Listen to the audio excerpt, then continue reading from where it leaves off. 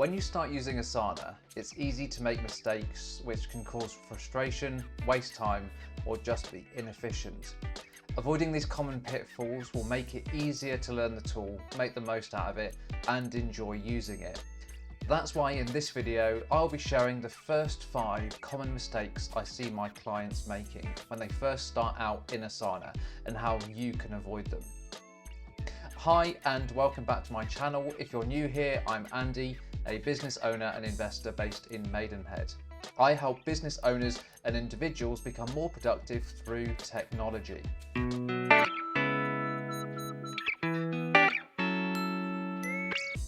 Mistake number 1 is setting up Asana as a workspace rather than an organisation.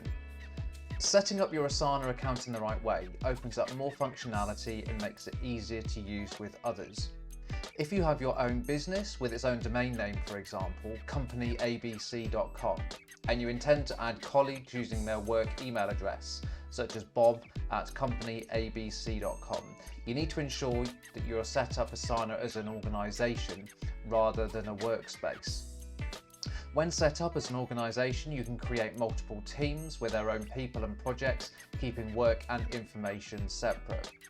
For example, in my Asana account, which you can see at the moment, if I go into my marketing team here on the left-hand side, there's myself with individual projects all set up. I've also got other teams here on the left-hand side for my virtual assistants and templates. So this is set up as a organisation. A workspace, on the other hand, acts like an individual team, and members can be added with their own personal email address. If you want to know more about setting up a new account, then do check out the video in my Asana Basics series. The link is above and in the description below.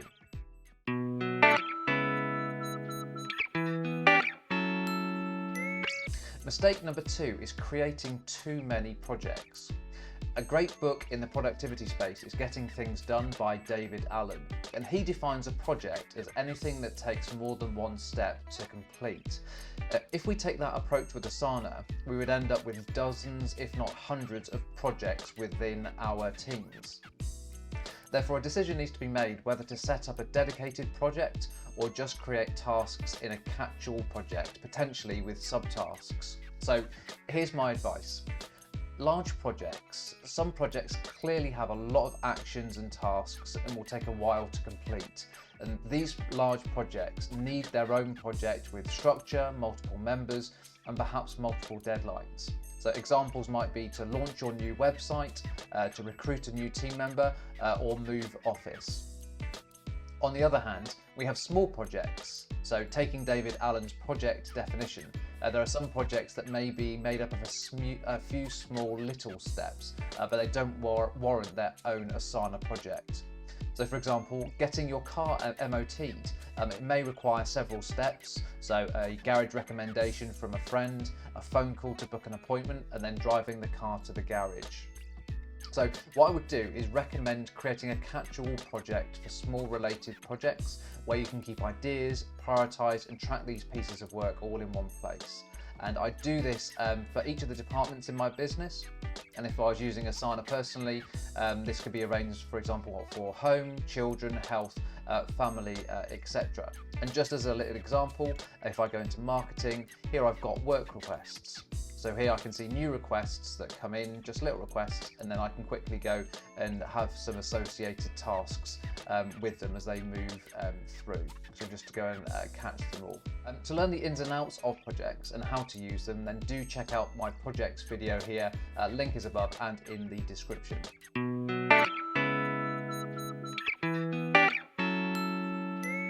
The third mistake I see my clients making is using the wrong project layout. So once you've set up a project, you need to decide which layout will work best. And the various types of layout all have different purposes. So I'll quickly go over them. Firstly, you've got list view, and list view shows how tasks can be used as a to-do list, as broken down into sections. And this clearly shows the task name, who's responsible, the due date, and any associated subtasks. So example uses for a list view could be a meeting agenda, a product roadmap, or perhaps a business plan. Second is board view. So board view produces a Kanban layout to track work's progress.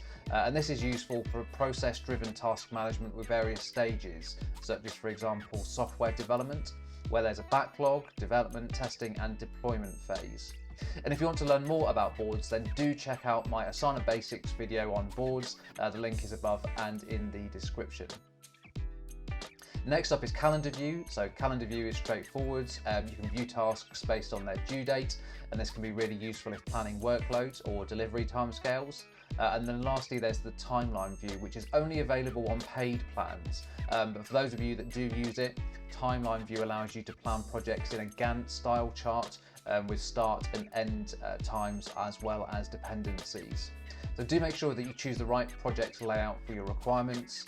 And just as a little bonus, if you are in a certain view, so for example, this is develop a new website and it's in list view, if you do want to use a different layout, so for example, we wanted to have this in board view, you want to be able to keep this every time you go into it. If you just go onto the right hand side and then go to customize, the three little dots, just click save layout as default.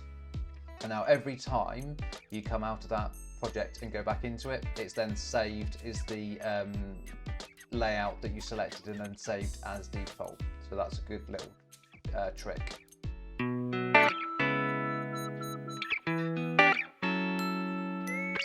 So number 4 on my list of common mistakes is not using a common agreed structure with your teammates. So if you're working with a team in Asana over time, things may start appearing or disappearing that you're not aware of. So a random task may be here, a project there, random project layouts, items missed, etc. And if you are using Asana with a few other people, it can easily descend into chaos if there are no rules or structure about how you all use it and who does what. So the paid plans do give you more control and granular permissions, but even if you're on the free version, make it clear who can create projects and where, what a great task looks like, how people should use the tool, etc. You could even make this part of your onboarding plan for new team members. So just make sure you've got a few suggestions about how to use it.